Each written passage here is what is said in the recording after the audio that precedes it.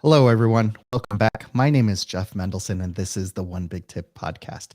My guest today is Jeff Felton. Jeff is an email marketing strategist and a professional copywriter helping service based business owners leverage their inboxes in non sleazy ways to grow their businesses. He has cracked the code of making a welcome sequence successful by being authentic. Since 2018, Jeff has written many email campaigns and helped clients drive more than $100,000 just in email revenue. Jeff focuses on having a human centric approach to email marketing instead of a traditional corporate approach. Looking at the way we write copy and subject lines, the content we share, and the way we talk about our offers, and the way we sequence our emails. This is also important. He understands that people long to be connected with other people, not with companies or departments. So this is going to be a really interesting discussion today.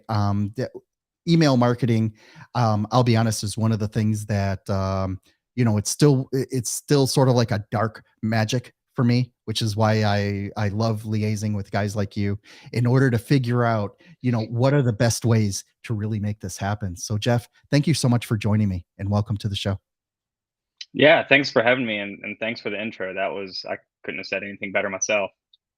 Beautiful. So listen, Jeff, I'd like to get a little bit of a background about who you are, how you got into this, and what makes you so amazing. We're still working on the amazing part. We'll probably always be working on that. But I actually started right out of college and helped open a coffee shop. And that's really where I kind of, I guess, cut my entrepreneurial teeth, if you will. I helped open a coffee shop. It was a ride of a lifetime, took a massive pay cut from another corporate job I was interviewing for. But it was the ride of a lifetime, learned how to operate a business. From there, I actually opened my own coffee roasting company. Did that for 4 years. And it was really out of that that I realized that coffee was not where I wanted to really kind of hang my hat for the next 20, 30 years. But the part of those businesses that I enjoyed the most was actually the marketing and the brand building aspects of those. So that led me to pursue marketing full time. I did that through copywriting. I went to Nashville and got trained as a story brand certified guide. And that really helped me just kind of learn how to write persuasively, um, how to write copy for a lot of brands and do some brand process. Um, from there in 2021, I decided to really focus on email marketing because that was just out of all of the different kinds of copywriting, that was what I really enjoyed, and we found some success with that with my coffee brand. And so I decided to hang my hat on there. And then in 2022, I decided to really focus on service based business owners, service based professionals, because a lot of the resources out on the internet for email marketing are geared towards e-commerce or retail brands. There's not really a lot for service professionals or B2B brands, and it really requires a different kind of approach, a relational and human centric approach. So let's talk a little bit about the human centric approach. I dive into this stuff, fairly often, right? And I get, first of all, I get deluged by the amount of, by just this huge amount of emails, and everyone's telling a story. Some of them are a little bit more cheeky, some are more to the point, some try to illustrate something that happened to them in their awesome lives 2 days before and relate it back to why I should be awesome today. There's so many different ways in order to try to make that connection. And I know a lot of this depends on the audience, right? The people who you are talking to, right? But at the same time, there just seems to be this endless limit of the ways that you can engage and get people convinced enough in order to make that click, put in their email address, download that lead magnet, and ultimately make a sale. What would you say is the are some of the better ways that you can make that happen, right? Because it's not just about it's not just about throwing words on a page, and it's certainly not cut and paste, right? I mean, each client is different. You really need to understand your audience, what motivates them, what makes them tick. How do you help clients figure out that first step into into writing a great email that does the job and brings more people through the doors? Yeah, a great question. I mean, I think that the most important thing to focus on is, and this is what I think a lot, where I think a lot of email strategies are missing the point is I think that the most important thing to focus on is just earning trust first and foremost. If you think about normal human relationships and kind of the pattern of relationships, if you think about um, your own current sales process, there's an element of a big element of trust there. The kind of face-to-face interactions that's really hard to replicate through an email or through social media. My own sales process, there's a lot of trust that has to happen before somebody's willing and ready to have a sales conversation. So, I tend to look at the welcome sequence. Mostly the predominant goal is to start the relationship, to start to earn trust, and essentially, what that ends up doing is it shortens the sales cycle, and can lead to some sales calls and conversions. But again, mostly the goal is to really just start to earn trust and build that rapport because somebody's not when somebody finds you online on social media or YouTube or a podcast, it's very rare that they're going to trust you enough to be willing to make a buying decision. And so email just happens to be one of the best vehicles to continue to really earn that trust. So that's really kind of the primary thing that I look at with clients, and I talk about it all the time on social media, is to focus primarily on that. And there are different ways that that needs to happen or can happen. It depends a lot on the audience, the brand, the size of the offer that of your core offer, or the cost of it, I should say. Um, you know, there's a lot that goes into that, but trust is really the primary ingredient. One of the interesting things about what you talk about then is, when you're building that trust, some people do it in the form of testimonials or their social proof, right? Look how much I made Mhm. for this guy. Look how I've been able to serve, 10,000 other clients with one hand behind my back type thing. And also, and it's also like trying to make them, more relatable. And this really flows into your one big tip, which is to ensure that you are speaking to a human, that you're not just speaking to some large demographic, you're not speaking to a specific Right. department, you're not just speaking to one specific character trait of who I am. You're speaking to a human being. Like I have a lot Right. of, there are a lot of different nuances of what makes Jeff Jeff, right? And what happens is I think part of it is timing, where people are in the buying cycle and how they can relate to the emails that they receive, at the specific time that they hit their inbox. Let's talk a little bit about this human centric approach to email marketing. What does that look like in your world, and how do you help clients, get through that? Yeah, there are really six in my mind. There are um, six aspects of a human-centered email marketing approach. The copy is obviously one of the biggest things. I mean, as you said earlier, people long to connect with other humans, not companies and departments. So the way that you write, the way that you present yourself is a big, big deal. The more you can kind of present yourself as a real person, not a department or director or whatever it is, the more likely it is that you're gonna people's guards will come down a little bit and they'll engage with you, which is ultimately the goal for especially for service-based brands is to just start the conversation, right? So people are looking to start conversations with humans. So copy is a big factor. Appearance would be the second one. The way that your emails appear. Um, I'm just kind of a big fan of really simple email design, not necessarily plain text, but just really simple because it feels more human. It feels more like a real person sent me this, not some department. And again, people's guards go down when they don't perceive it to be just another marketing email. The third aspect of a human-centered marketing approach is trust, and I talked at length about that, so I don't need to go and waste more time about that. But trust is just it's so central. there are a lot of ways you can earn trust. My favorite is generosity. To just be generous with your time as much as you can, to teach everything you know, to give freely, to create assets and content that are super super helpful.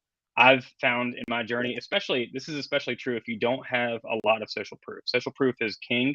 It's the number one way to earn trust, I think. But if you don't have a ton of social proof, a lot of testimonials or case studies, generosity is the far and away the best way, in my opinion, to earn trust with people. The fourth aspect of human-centered email marketing is the way you sequence your emails.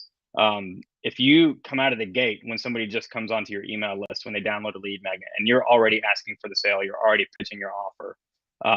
You know, you're not really earning trust there. You're kind of banging them over the head, and we don't do that in real life, or people don't like it when they do that, when that happens to them in real life. And so we want the sequencing of the emails to mirror, honestly, the real life conversations you're having now, to try to kind of, essentially automate some of those conversations, to kind of take a load off. That's ultimately the goal of all of this. Again, so tip number 5 for human-centered email marketing is the contents of the email. Again, a lot of value-based, value-driven, extra content, helpful tips, case studies, things that are really going to add value to the readers. The more that you can do that, what you do is you end up essentially, and I hate to use this word, this is not a great word, but I can't think of a better one. You essentially train people to see your name in the inbox and associate value with it, and associate, this is good stuff. Oh, if I open this email, it's going to be good stuff. I don't know, if you're familiar with Justin Welsh. He puts out the Saturday Solopreneur. It's a newsletter. Fantastic. I know, probably 70,000 people subscribe to it. And I mean, it is just jam packed with value every single week. It's amazing, and he doesn't really make any offers in there, but he's wildly, wildly successful. The last thing is the way that you pitch. Last tip is how you pitch your offers. And I'm a big fan of making your offers when they're relevant in the conversation. Sometimes that means that you're making the offer relevant to the conversation. But when you just kind of come out selling, selling, selling, selling, and not making it relevant to, Jeff, as you said, where somebody's at in the journey at that moment, or the conversation that you're talking about right at hand, then it doesn't really fit. And it feels, I guess, almost like an intrusion to people. It feels salesy. So I hope that's actionable. But those 6 points right there are how I would define a human-centered approach. Those tips are all amazing. Thank you so much for sharing that. One of the things that struck me about what you were talking about, and you didn't really hit on it as hard, but I'd like to get your take on it, is just how important defining your avatar work is important to this whole process, right? Knowing exactly who it is so that you are having a direct one-on-one discussion, eye to eye with your avatar. How do you help people figure that part out? Because I think that, if they jump right away into the storytelling part, or even if they got everything else right, if their avatar is off, it could still lead to lackluster sales. So how does that come about? Yeah, I mean, 100%, Jeff. You're dead on. So my core offer in my business is called an email marketing roadmap, and literally, Jeff, the first thing that we do is we build an ideal client profile, and this is something that a lot of people skip over. A lot of even marketers skip over. For the first 2 years of my marketing career, I didn't really focus on the ideal client very much, which is a huge, huge mistake, because if you don't focus on that, then you're guessing. You're guessing at what the problem is. You're guessing at the customer journey. You're guessing at what they need. And so when you identify clearly who your ideal target is, and let's be clear that to clearly identify who your target audience is, you have to have some experience. You have to, know who is not your ideal target as well. You have to have worked with, probably a wide variety of people to really kind of figure that out. At least I did. So, it's important, because then you can speak directly to the specific problems. They're not just struggling with email marketing. They're I don't know, they're struggling with email marketing because most online resources don't cater to this group of people. It's a very different kind of problem there. So there's no resources out there. I hope that wasn't confusing, Jeff. I know we can chop this, but No, it doesn't. It's not so much confusing, but what I was looking for, what I would like to elaborate on then is from the point of view of you, the writer, right? mm, Now, when I run my digital marketing agency, I work with different types of clients. I work with doctors and then with certified financial planners and then with e-commerce stores and things like that. Wildly different people, businesses, avatars, things like that. And what happens sure. is that, one of the things that that I have tremendous respect for is when I have a writer that can speak to one day the certified financial planner and the next day can talk about men's suits, right? And I think that that's such a gift, because for me to make that shift from one to the other is just, yeah, it would be hard, right? Yeah. How so how do you compartmentalize this in your head when you're trying to figure this out, especially when you're in an industry that you don't know very well? Obviously you got your client to help you define what their avatar is and what their goals are, things like that. But maybe it's something that a product or a service that you don't understand 100%. Like, what's your process then for figuring out, like, okay, like, either I can do this or whether you have to pass on the project?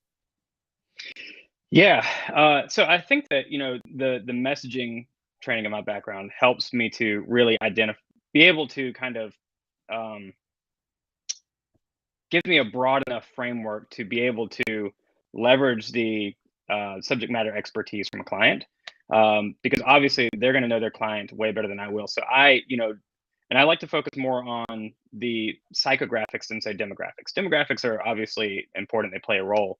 But what a prospect wants, what the problem is that's getting in the way of what they want, um, those are two critical components that we can ask about any audience to really kind of dig in, um, and and then what do they need to get over the hump? What are the things that they need to get over the hump?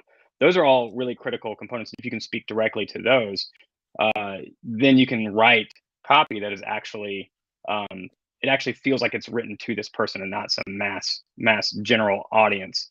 Now, obviously, there's an interview with the client to the who's the subject matter expert and really knows the client or the customers.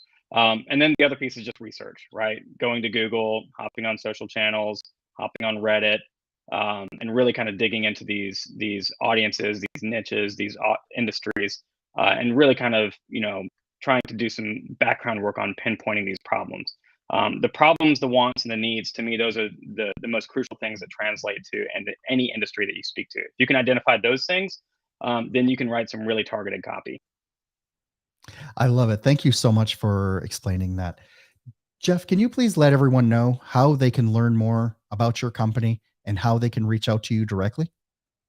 Yeah, for sure. You can find me on LinkedIn, Twitter. I share a lot of helpful email marketing content there. You can find me at my website, www.contentremedy.co. I've got an email marketing checklist there that is geared specifically towards service-based professionals.